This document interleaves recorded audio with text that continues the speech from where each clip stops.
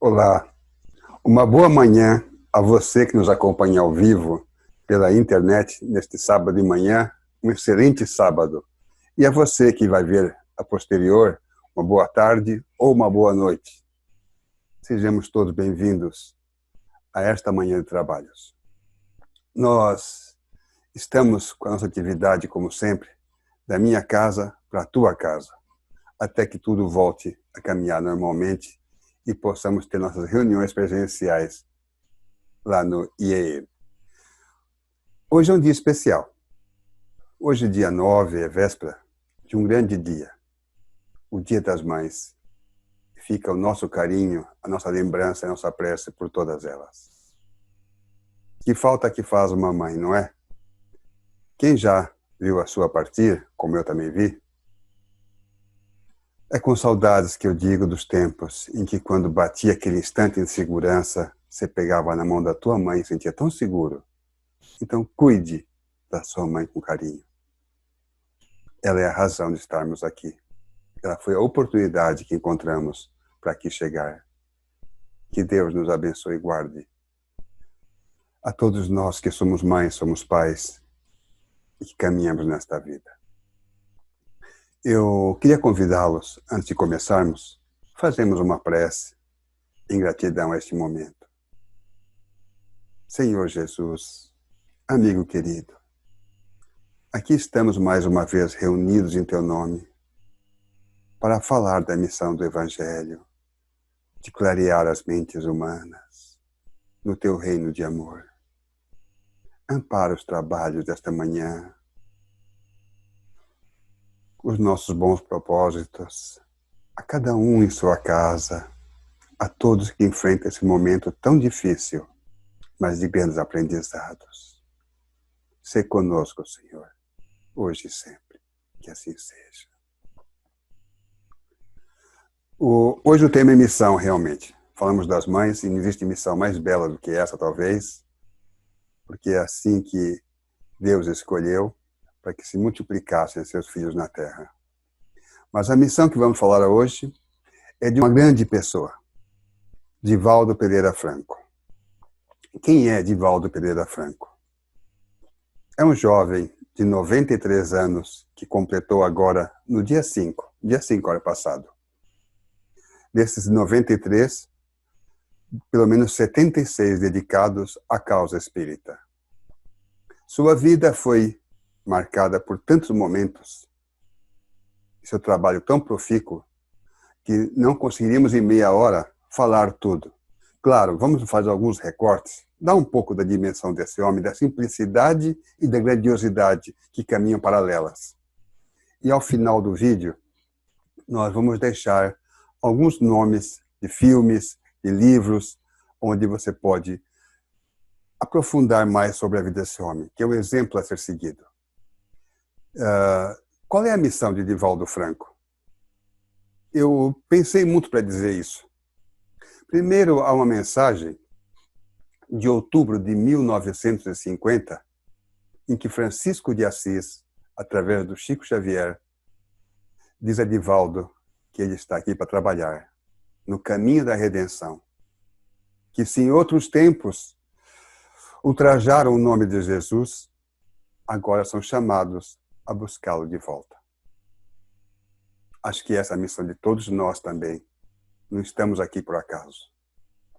Mas conta Divaldo Franco que tinha cerca de 17 anos, quando voltava do bairro de Plataforma, um subúrbio da cidade do Salvador, voltava de trem, ele e o companheiro Nilson, quando ele sente um desmaio.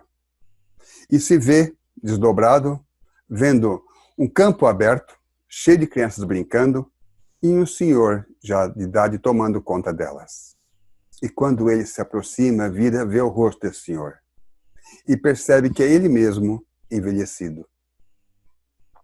E ali ele compreende o que o futuro lhe reservava. Mas uma voz amiga lhe diz: essa é a tua missão, educar as futuras gerações.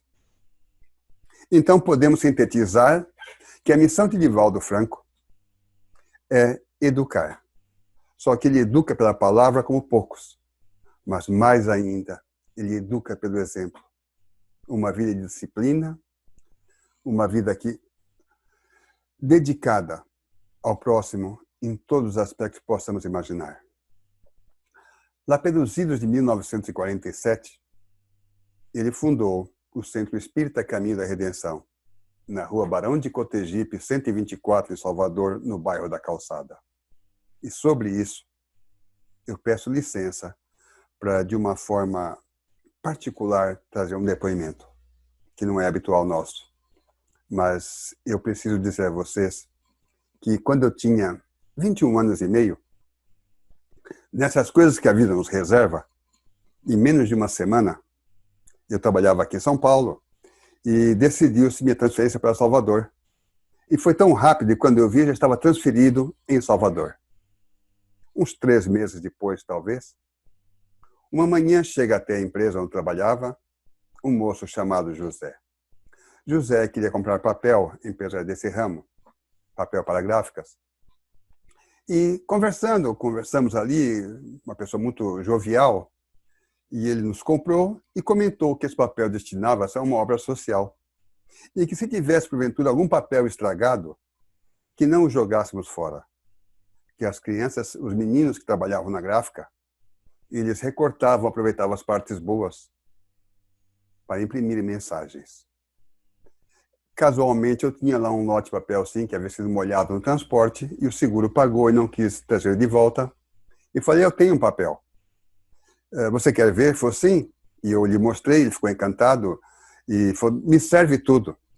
Mandei entregar lá, e ele nos fez um convite. Venha conhecer Divaldo Pereira Franco. Ele lidera a instituição a que me refiro. E eu sou muito franco em confessar. Fui pelo fato comercial. Não conhecia. O fator comercial é que me levou a essa visita. No dia marcado, à noite, lá estávamos nós. Ele me apresentou Divaldo, um jovem de camisa florida, calça clara, muito alegre. E, Divaldo, esse aqui é o Luiz. E eu falei, Luiz, Divaldo, foi muito prazer. E não sabia o que dizer, não conhecia aquele homem. E ele nos falou algumas palavras carinhosas e nos convidou a ficar para a palestra da noite, que era em seguida. Ficamos. Na semana seguinte eu retornei. Na outra, também.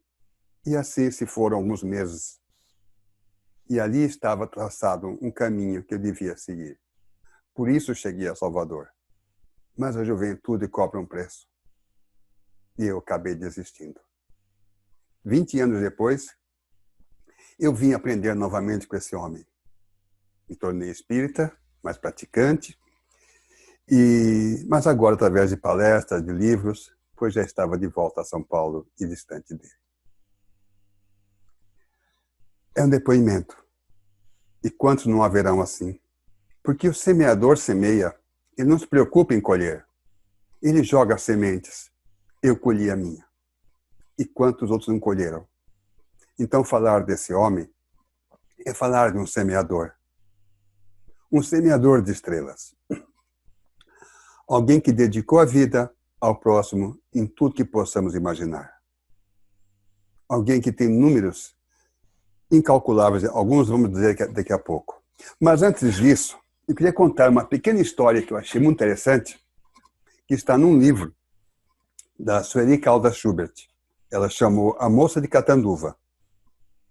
E Divaldo conta, no tempo ainda que os trens eram a famosa Maria Fumaça, ele estava em Catanduva e viria para São Paulo de trem, uma viagem noturna para render mais o tempo, enfim.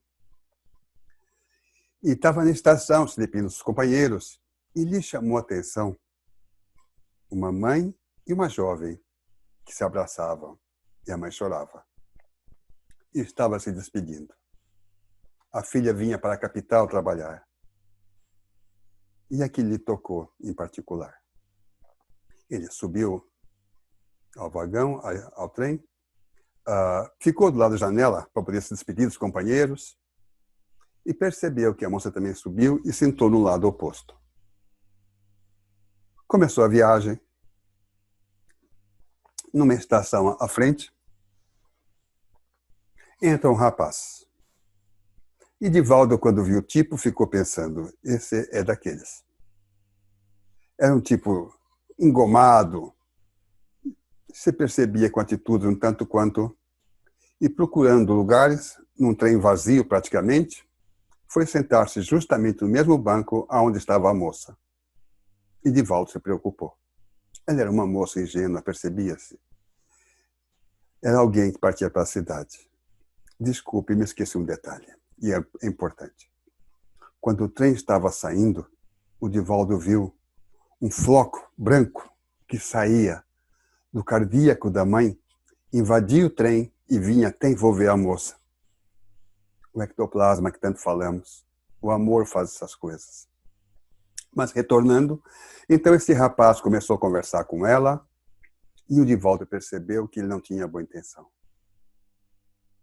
Na próxima estação ele desceu, comprou umas frutas, retornou, continuou conversando e já foi pondo o braço por trás do banco e o Divaldo se preocupou. Entrou em oração, porque não sabia o que fazer naquele momento.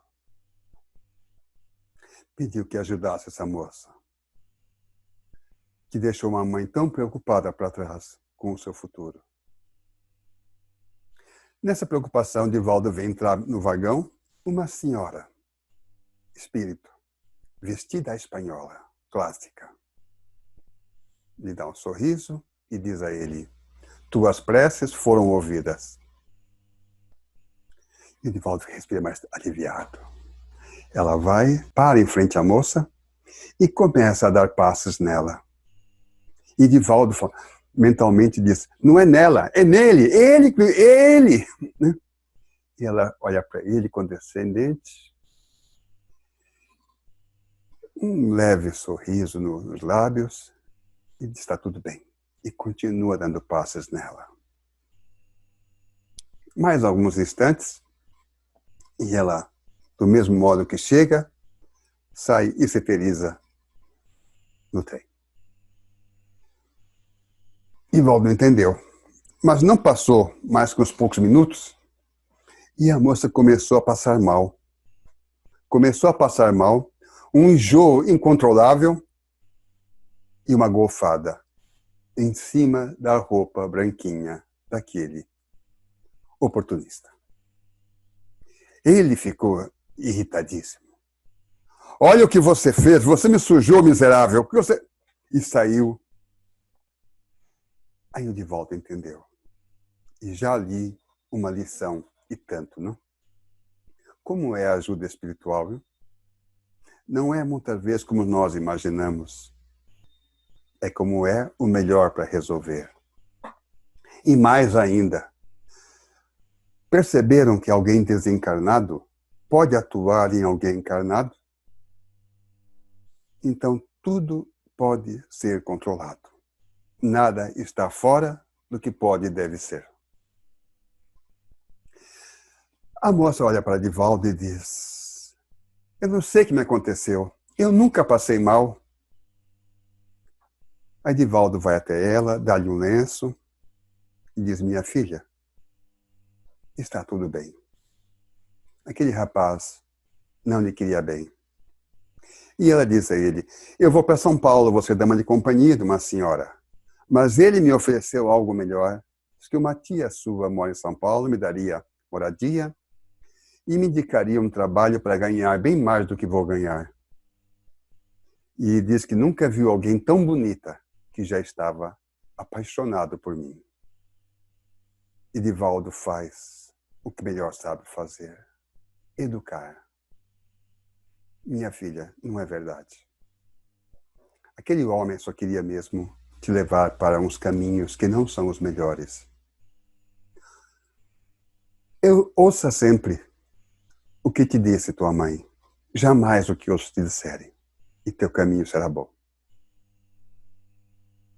Prosseguiram viagem, quando chegaram a São Paulo, desembarcam, e Divaldo vê também o rapaz desembarcando todo manchado. E com aquele olhar tão peculiar dele, de bom humor, lhe diz, tudo certo? E segue em viagem. Esse é Divaldo Franco. Quantas histórias não tem para nos contar ao longo desses anos? Opa, chegou um chá aqui, peraí. Eu posso dar pausa, né, bem? Cada palestra sua costuma ser, e começa falando uma parte mais teórica e depois um caso pessoal vivido que ilustra aquela temática. Vocês imaginem mais de 11 mil palestras que este homem já proferiu, quantas histórias ele tem para contar. Os números que envolvem Divaldo Franco são muito grandes. Já esteve na ONU perto de 10 vezes. Palestras mundo afora, cerca de 11 mil, isso até 2012. Não adianta fazer uma contagem do que Divaldo faz, porque quando o biógrafo consegue montar um número, ele não para, ele continua.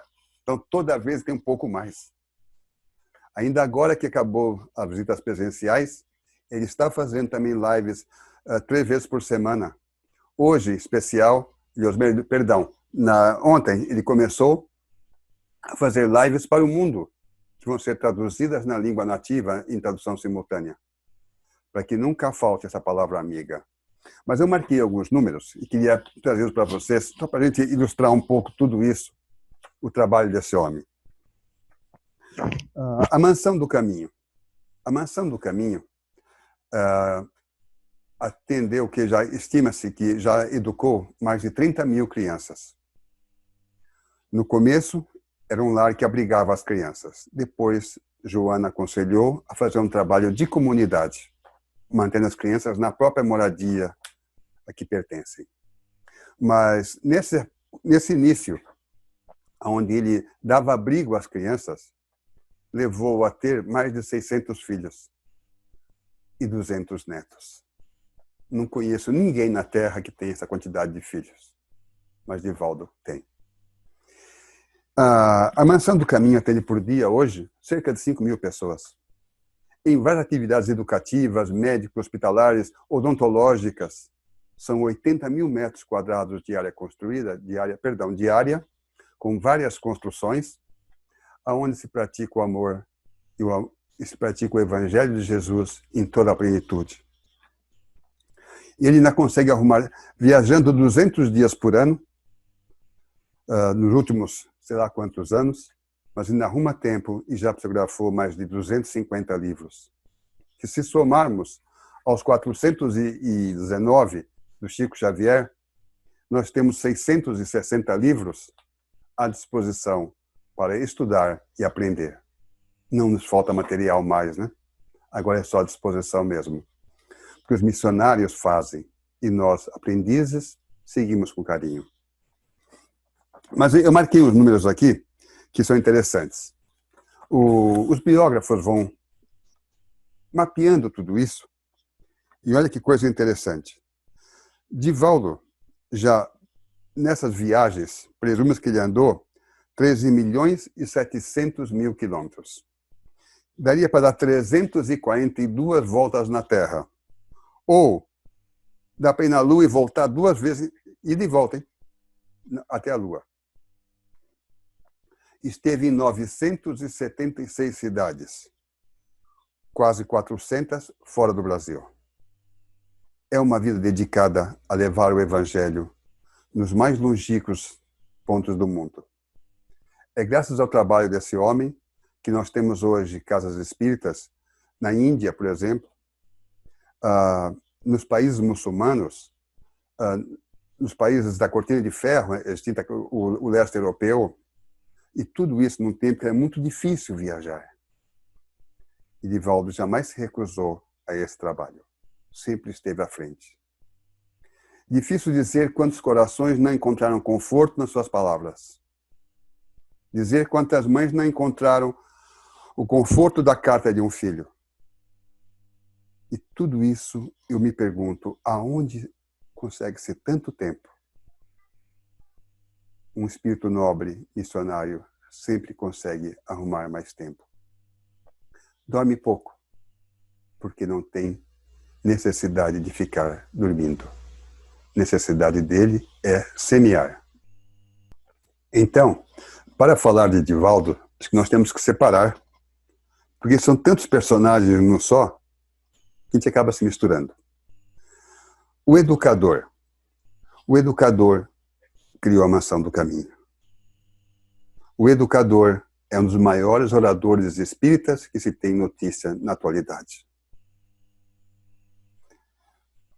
Aos 93 anos, fala como um menino de 50, com uma convicção que contagia e faz corações e faz adeptos. Esse é o educador. E do médium Divaldo Franco? O que poderíamos falar? Talvez foi o aspecto que mais lhe causou dor, mas também o que lhe rendeu mais momentos de bom humor. São tantas histórias ao longo desses 76 anos, ou 93 anos, porque com 4 anos já havia as primeiras manifestações mediúnicas. Mas o começo, sem dúvida, como ele próprio narra, foi bastante dificultoso. Porque, sem entender o processo, numa sociedade que não aceitava essas relações com o mundo espiritual, ele via perseguidores do passado a ponto de quase levá-lo à loucura. Ele via espíritos e não distinguia dos encarnados. Tem uma cena curiosa. Naquele tempo os bondes eram abertos, chamavam de camarão. E Divaldo está no estribo e o motorneiro, o cobrador, perdão, do bonde, lhes diz: por que você não senta, jovem? O bonde está vazio. Ele falou: não, está cheio, eu estou ouvindo. Ele falou: não, está vazio. Aí ele percebeu. Pediu licença a um espírito e sentou-se. Cumprimentava pessoas em janelas fechadas, mas para ele estavam abertas e ali estava alguém. Até que o despertar, o conhecer, lhe trouxe a direção e a compreensão de que isso era apenas um fenômeno, uma capacidade mediúnica. E ali começa, de fato, a vida espírita. E logo no começo, na segunda palestra que fez em Sergipe, Humberto de Campos o ajuda e lhe pede que ele precisa aprender mais. E para isso vai procurar Chico Xavier. Ele falou: mas eu não o conheço. Eu lhe dou o endereço. E ele anota o endereço. Para nós é estranho, né? Para quem vê e conversa, é natural. Vamos lembrar que Kardec diz que os espíritos são as almas dos que estiveram na Terra. Então, nada mais do que isso. É só uma questão de densidade. O menos denso vê o mais denso. O mais denso não vê o menos denso. Salvo, como disse Jesus, se tiver olhos de ver. A maioria de nós ainda não temos esse equilíbrio para ver. Porque não veríamos só o que é bom, veríamos tudo. E muitas vezes quadros de sofrimento tão graves que não seria mais difícil ainda suportar. Mas rendeu um momento muito curioso, já muito abordado, inclusive, de ele arrumou um emprego num órgão público que cuidava de aposentadorias, onde trabalhou e se aposentou em 1980. E logo no começo, ele atendia alguém no balcão e o chefe achou estranho aquilo. Ele dialogava, conversava. Daí a pouco, quando ele vê que ele vai sentar, ele o chama. Falou: Divaldo, o que está acontecendo? Por que você gesticula sozinho? Ele falou: não, eu estava atendendo pessoas no balcão.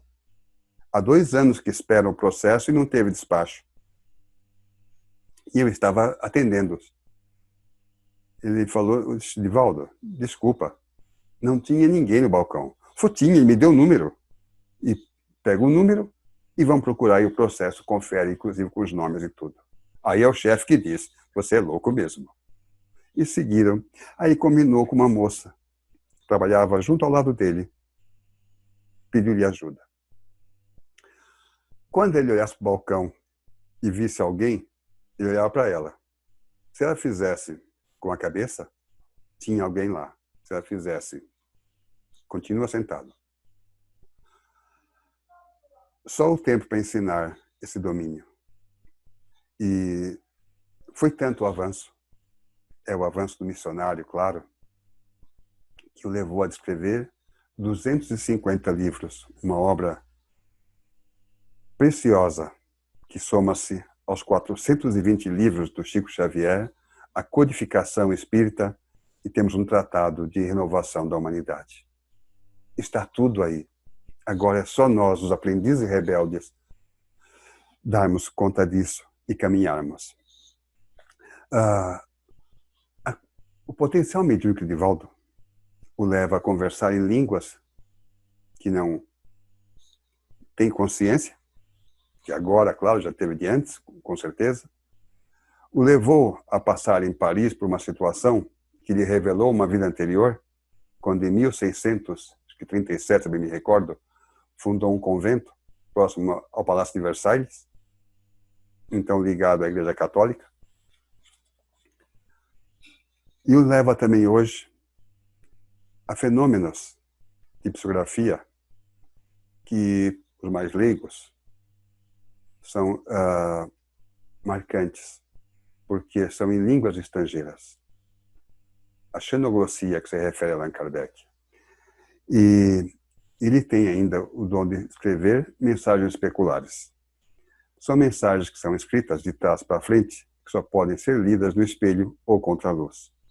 Assim foi no encerramento dos 200 anos de Kardec em Paris, um grande congresso, onde Joana de Ângeles traz uma mensagem em francês e especular, para que não houvesse dúvida quanto à autenticidade, para aqueles que não conhecem a doutrina. Podíamos falar do médium Divaldo Franco por muitas e muitas horas, mas talvez devemos contar uma outra história, que eu acho que resume bem esse potencial. Esse caso está no livro O Semeador de Estrelas, de Sueli Caldas Schubert. Ela chamou desde o tempo das cruzadas. Narra ela que, na Mansão do Caminho, criaram a Caravana Alta de Souza para socorrer pessoas em extrema pobreza, visitando o próprio domicílio. E Divaldo soube de uma moça que estava grávida, ainda muito jovem, e que ela estava muito mal. Então ele resolve ir lá. E quando chega lá, vê que ela está dominada pela tuberculose, numa casa muito simples, de taipa e palha. Quando chegou lá, a criança já havia nascido. Estava numa rede próxima, muito simples, tudo muito simples, claro. E a moça já, talvez próximos aos últimos suspiros, e diz assim, me perdoem ler, mas é necessário. Irmão Divaldo, eu não posso morrer, porque não tenho com quem deixar meu filho. No dia em que alguém puder tomar conta dele, eu morrerei em paz. Então, minha irmã, responde-lhe ele, morra em paz, já que eu vim aqui em nome de Alta de Souza, para tranquilizá-la e dizer que tomaremos conta do seu filho. Olhe o meu filhinho, pediu-me. Olhei-o e o vi gordo, muito pretinho, todo caiado de talco. Quando me dão dinheiro, explicou a mãe, eu deixo de comprar comida para mim, para comprar leite e pó de arroz para passar nele. Pode ficar em paz, minha irmã, pois ele será meu filho. O senhor garante que fará meu filho feliz? Garanto. Então, fique com Deus. Foram suas últimas palavras. Virou a cabeça para o lado, teve uma hemoptise e morreu.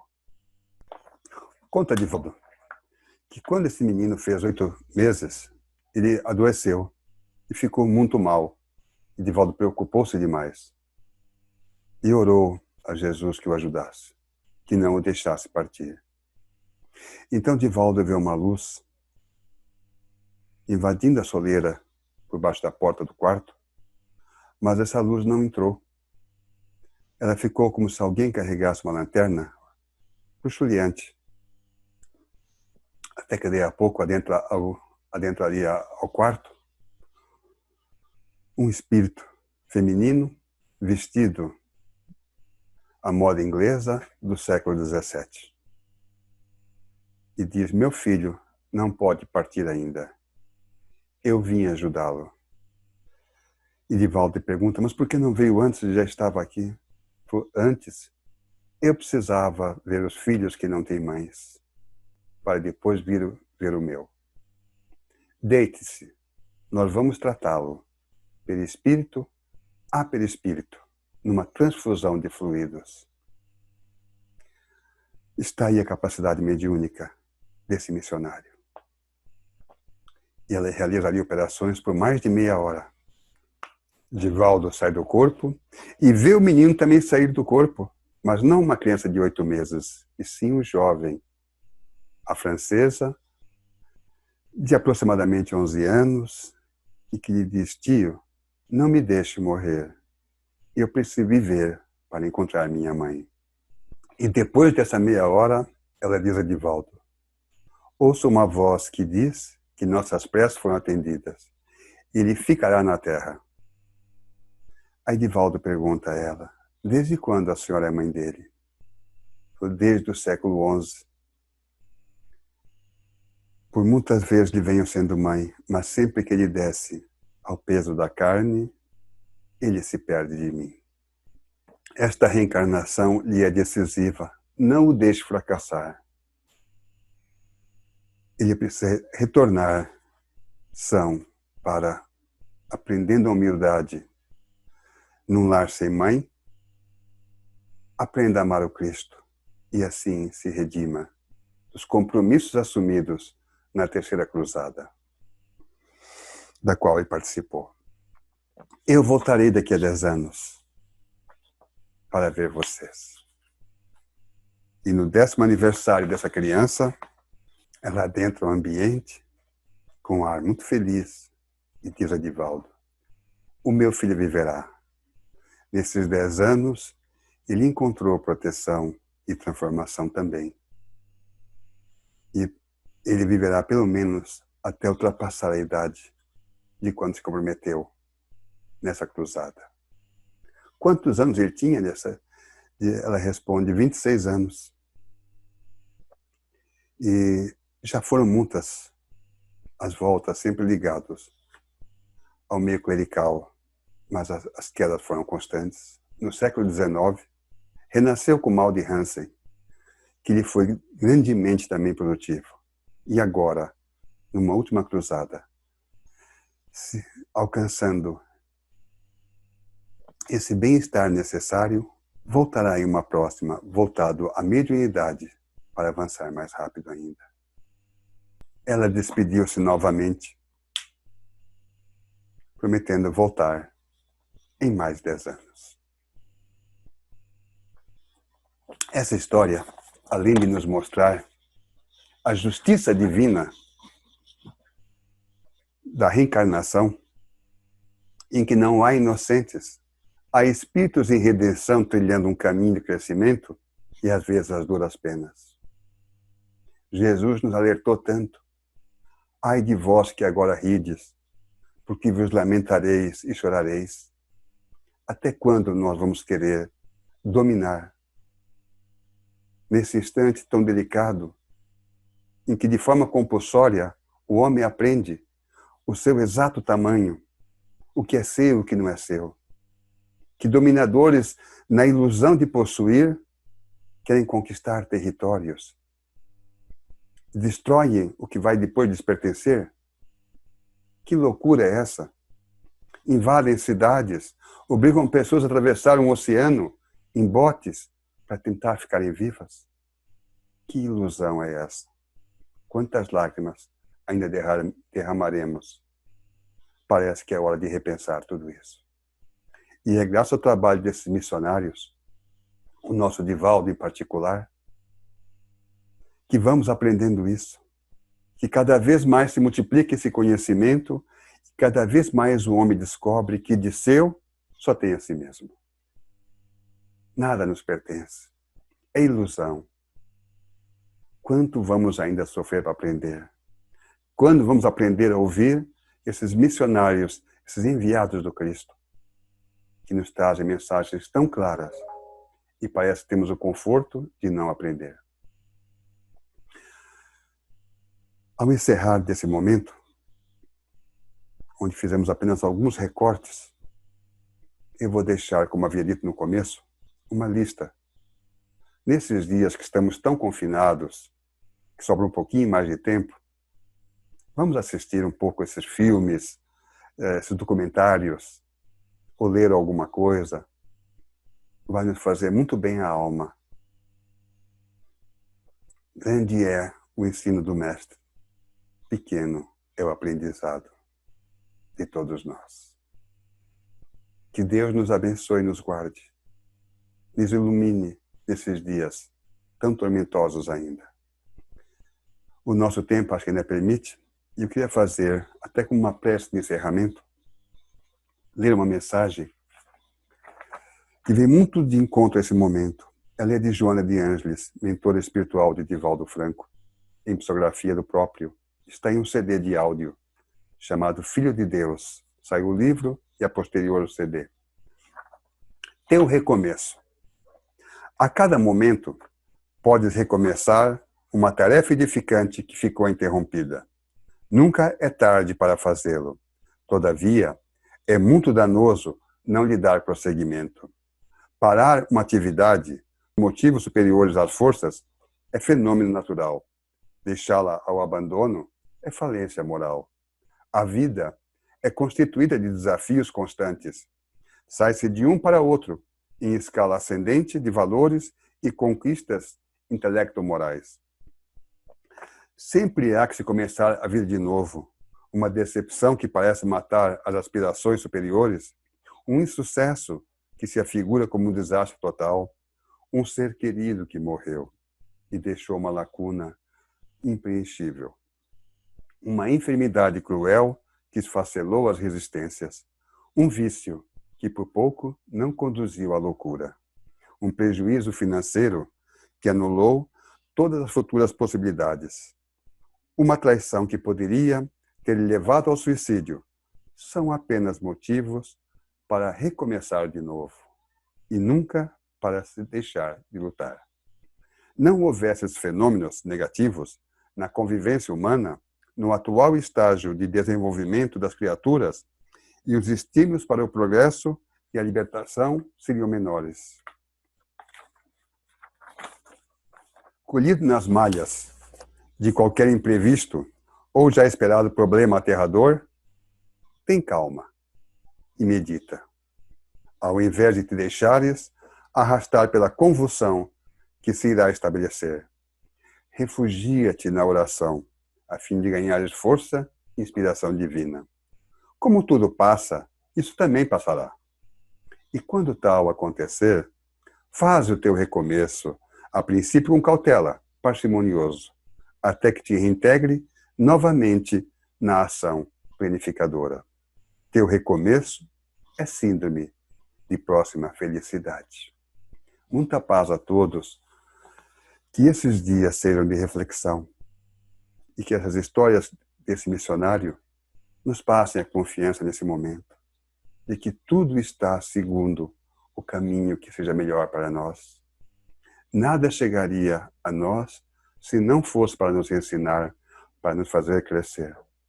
Não vejamos a parte triste, oremos com fé por aqueles irmãos que retornaram agora por força dessa pandemia, por aqueles que ainda inconscientes não a respeitam e, acima de tudo, por aqueles que podem ajudar a resolvê-la. Muita paz a todos. E um bom dia também.